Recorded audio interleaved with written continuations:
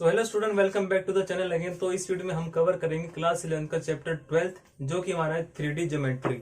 उससे पहले हम लोग 2D ज्योमेट्री पढ़ चुके हैं, क्लास 10th में एंड 9th में भी हम लोग पढ़ चुके हैं। तो वो क्या होता है, वो होता है 2D ज्योमेट्री में जिसमें 2 डायमेंशन में चीजें मूवमेंट करती है। कैसे, अगर मैं बताऊं एग्जाम्पल, जैसे एक टेबल है हमारे पास और उस टेबल पे हम लोग कोई बॉल को मूवमेंट कराएं या किसी भी चीज को, किसी भी मार्कर को मूवमेंट कराएं, तो वो हमारा मूवमेंट होता है 2 डायमेंशनल में। कैसे होता है हमारे पास, जैसे ये होता है एक्स एक्सिस एंड ये होता है हमारे पास वाई एक्सिस। ये हमारे पास मान लेते पूरी टेबल है। उसके बाद कोई हम लोग कोई भी चीज मूवमेंट कराए, मान लेते यहाँ से मूवमेंट करना स्टार्ट किया, ऐसे ऐसे करके मूवमेंट करते हुए गया। तो ये हमारा जो मूवमेंट हो रहा है, ये हो रहा है किसी भी पॉइंट पे देखें तो इसमें 2 एक्सिस बनेंगे, एक एक्स कोऑर्डिनेट एंड एक वाई कोऑर्डिनेट। अगर ये पॉइंट ले, यहाँ पे भी 2 कोऑर्डिनेट, एक एक्स एंड एक वाई। अब क्वेश्चन ये आता है, अगर वो बॉल मूवमेंट कर रही है, उसको करते करते हम लोग उसको ऊपर भी उठा लें तो मूवमेंट कैसा होगा। मूवमेंट करते करते अगर हम लोग ऊपर से उठा लें तो मूवमेंट होगा हमारा 3 डायमेंशनल में। कैसे, एक एग्जांपल लेते हैं एरोप्लेन का। एरोप्लेन हमारे पास ऊपर हवाई जहाज उड़ता है उसमें आसमान में।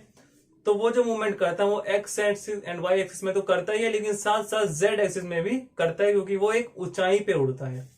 क्या हम लोग कहना चाह रहे हैं, जैसे हमारे पास अगर हम लोग बुक के साथ देखें तो बुक में हमारे जो एक्सिस गिवन है, ये हमारे पास है एक्स एक्सिस, ये हमारे पास है वाई एंड ये हमारे पास है जेड एक्सिस।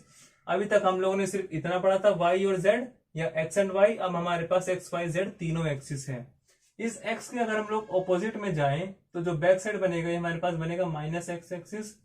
और अगर हम लोग वाई के ऑपोजिट जाएं, यहाँ बनेगा माइनस वाई एक्सिस। एंड अगर जेड के ऑपोजिट जाएं, यहाँ बनेगा हमारा माइनस ऑफ जेड एक्सिस। इसको अगर हम 3D में इमेजिन करें तो उसके लिए मैं आपके पास एक साइड में फोटो डाल दूंगा, आप लोग 3D में भी देख सकते हैं ये कैसे बनता है।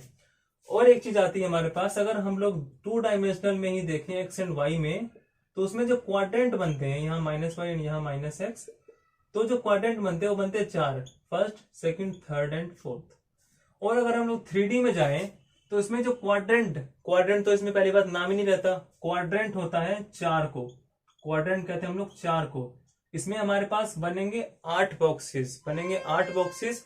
उसको हम लोग कहेंगे ऑक्टेंट। इसमें कहते थे क्वाड्रेंट, इसमें हमारे पास नाम आएगा ऑक्टेंट। हम इसमें नाम देंगे ऑक्टेंट 1, ऑक्टेंट 2, ऑक्टेंट 3, ऑक्टेंट 4। इस तरीके से हम लोग इसमें नेम करेंगे। अब इसके बाद हमारे पास क्या चीजें आती है, अगर हमारे पास कोई पॉइंट गिवन है, क्या गिवन है, कोई पॉइंट गिवन है, उसे हमें फाइंड करना है कि ये कौन सी ऑक्टेंट में आएगा। उसके पहले हम लोग क्या करते हैं, इसको इमेजिन करने के लिए कि ऑक्टेंट कौन सा कितने नंबर पे आएगा, हम लोग 2 फ्लोर ले लेते हैं। एक होता है ग्राउंड फ्लोर, एक होता है हमारे पास फर्स्ट फ्लोर।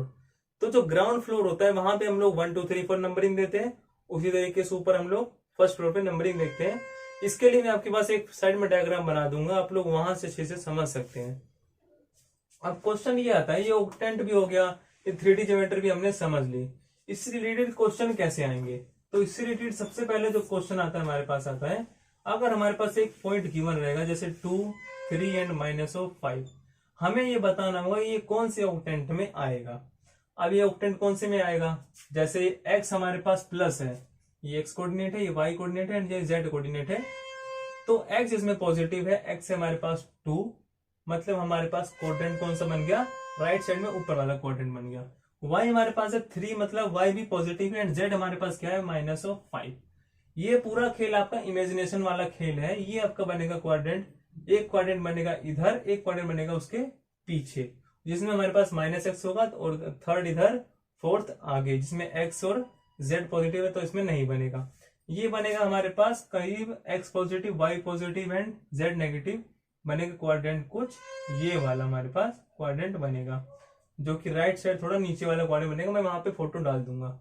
ये हमारे पास बनेगा क्वाड्रेंट, ऑक्टेंट नंबर कौन सा बनेगा, 5th ऑक्टेंट। ये हो सकता है आपको ये समझ में ना आ रहा हो, लेकिन ये आपका मैंने जैसे बताया पूरा इमेजिनेशन वाला खेल है। इमेजिनेशन आपको करना पड़ता है, मैं साइड में आपको फोटो डालते डालते समझाते रहूंगा। ये तो टाइप 1 हो गया क्वेश्चन का। अब क्वेश्चन का टाइप 2 आता है, कैसा आता है, जिसमें हमें क्या बताया रहेगा कि ये एक पॉइंट है जो कि एक्स एक्सिस पे लाई कर रहा है। हमें बताना होगा उसका एक वाई कोऑर्डिनेट एंड बताना होगा हमें उसका जेड कोऑर्डिनेट। तो एक्स एक्सिस पे लाई कर रहा है क्योंकि, तो एक्स कोऑर्डिनेट कुछ ना कुछ तो होगा। मान लेते हैं एक्स कोऑर्डिनेट है ए, मतलब एक्स एक्सिस पे ए डिस्टेंस पे है वो पॉइंट, और y कोऑर्डिनेट क्योंकि उस पर लाई नहीं कर रहा तो वो होगा 0, एंड z कोऑर्डिनेट भी लाई नहीं कर रहा तो उसका होगा 0। तो जो कोऑर्डिनेट बनेगा x एक्सिस पे कोई पॉइंट का तो वो बनेगा a 0 एंड 0। अब आता है टाइप 3, किस टाइप का हमारे पास क्वेश्चन आएगा। टाइप 3 में कैसे आएगा, हमें गिवन रहेगा क्योंकि ये जो पॉइंट है वो हमारे पास एक दो एक्सिस के बीच में लाई कर रहा है, या हम लोग कह सकते हैं प्लेन में लाई कर रहे हैं।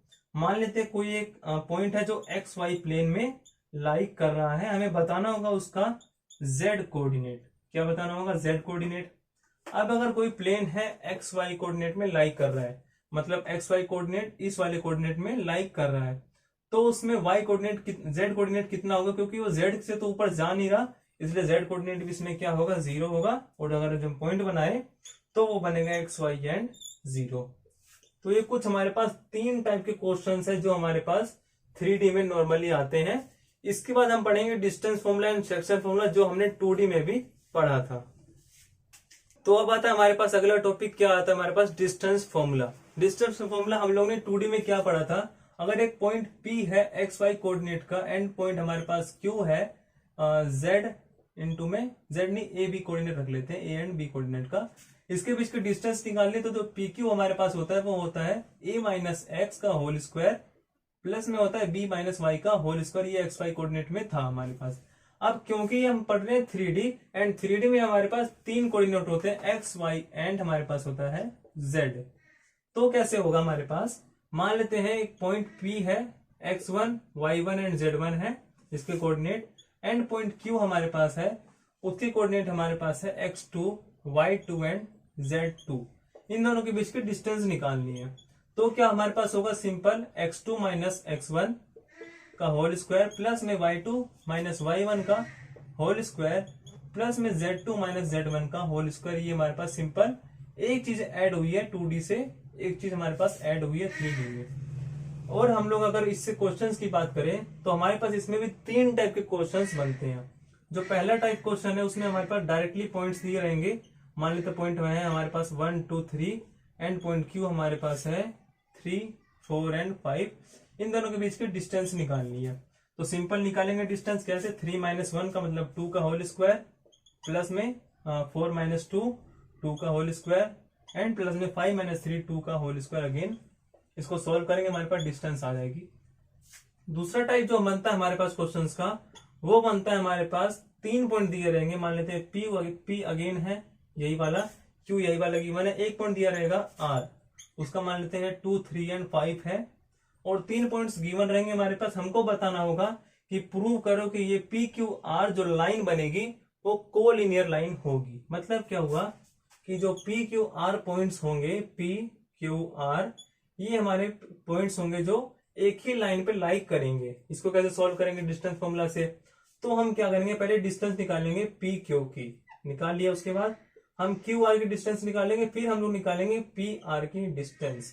अगर इन दोनों का सम डिस्टेंस का ये आ रहा है तो इसका मतलब ये पॉइंट कोलिनियर है, अगर नहीं आ रहा तो कोलिनियर नहीं है। इसको हम लोग कोलिनियर वाला टाइप कह सकते हैं कि हमें कोलिनियर प्रूव करना होगा।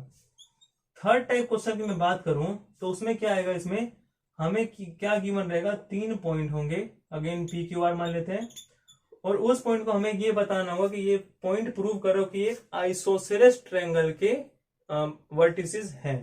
आइसोसेलेस ट्रायंगल क्या होता है, मान लेते हैं PQR है। आइसोसेलेस ट्रायंगल कैसे होगा, जब इसके दो साइड्स, चाहे ये दोनों साइड्स इक्वल होंगे, चाहे ये दोनों साइड इक्वल होंगे, चाहे ये दोनों साइड इक्वल होंगे, मतलब कोई ना कोई दो साइड तो इक्वल होगा ही होगा। सेम इसमें क्या करेंगे, हम पहले PQ की डिस्टेंस निकालेंगे, QR के निकालेंगे, एंड देन क्या निकालेंगे, हम PR की डिस्टेंस निकालेंगे। फिर डिस्टेंस को हम लोग अलग अलग देखेंगे कि क्या दो डिस्टेंस इक्वल आ रही है। अगर आ रही है तो ये PQR के जो वर्टिसेस हैं वो हमारे आइसोसेलेस ट्रायंगल के वर्टिसेस होंगे, और नहीं है तो नहीं होंगे। ये हमारे पास 3 टाइप्स इसके हो गए।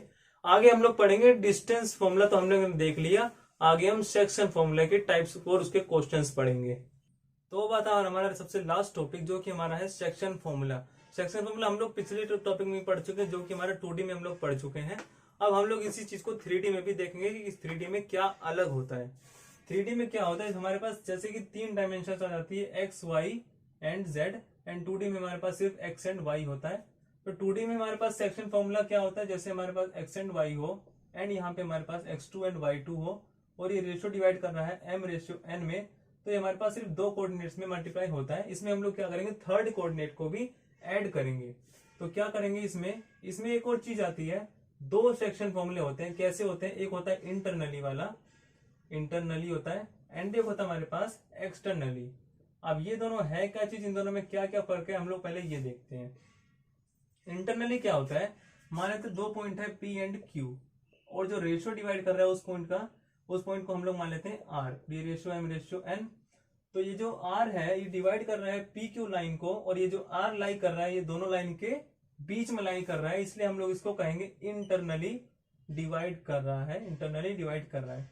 अगर एक्सटर्नली की बात करें तो यही लाइन अगर PQ हो एंड ये जो R है ये बाहर कहीं लाई कर रहा हो, बाहर कहीं मान लेते हैं यहाँ पे लाई कर रहा है, तो जो रेशियो होगा ये रेशियो होगा M एंड ये रेशियो होगा N। तो M/n हो गया एंड ये R डिवाइड कर रहा है एक्सटर्नली PQ लाइन को, इसको हम लोग कहते हैं एक्सटर्नली डिवाइड करना। एक्सटर्नली इसको कहते हैं इंटरनली। इन दोनों के फॉर्मूले क्या है, पहले एक लाइन लेट करना पड़ेगा हमें PQ, P के कोऑर्डिनेट हम लोग x1 y1 z1 ले लेते हैं एंड Q के ले लेते हैं x2 y2 एंड z2 हमेशा की तरह। तो जो हमारे पास अगर इंटरनली होगा, इस रेशियो का रेशियो भी देख लेते हैं, M/n, ये होगा P, ये होगा Q, इसका ये है हमारे पास R पॉइंट। तो इंटरनली में क्या होगा, हमारे पास M इंटू x2 प्लस में n into x1 divide by m plus n, और जो सेकंड कोऑर्डिनेट होगा m into y2 plus n into y1 divide by m plus n। जो थर्ड कोऑर्डिनेट होगा m इंटू z2 प्लस में n into y1 divide by m plus n। ये दोनों तक हम लोगों ने पढ़ा था 2D में। हमारे पास 3D में ये तीनों चीजें आ जाती है, ये कोऑर्डिनेट्स है R के। एक्सटर्नली में क्या फर्क पड़ता है इस फॉर्मूले पे, फर्क सिर्फ इतना पड़ता है कि यहाँ जो प्लस है और नीचे जो प्लस है, इन दोनों प्लस की जगह हमारे पास सिर्फ माइनस आ जाएगा, हमारे पास बन जाएगा एक्सटर्नली वाला फॉर्मूला।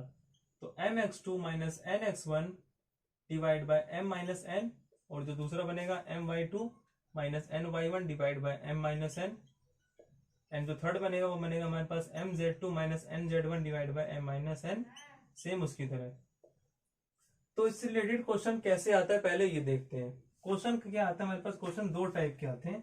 पहला टाइप हमारे पास है, हमारे पास 2 पॉइंट गिवन होंगे, एक होगा P, एक होगा Q। मैं इसमें सिर्फ आपको थोड़ा सा व्यू दे दे रहा हूँ कैसे क्वेश्चन आते हैं। तो P पॉइंट गिवन रहेगा, Q पॉइंट गिवन रहेगा, हमें क्या और गिवन रहेगा कि रेशियो गिवन रहेगा, जैसे 2:3 गिवन है, और साथ में लिखा रहेगा कि इंटरनली डिवाइड कर रहा है। इंटरनली डिवाइड कर रहा है, आपको सिंपल ये फॉर्मूला लगाना है, आंसर निकाल देना है। और अगर इंटरनली की जगह एक्सटर्नली लिखा हो तो आपको ये फॉर्मूला लगाना है, आंसर निकाल देना है।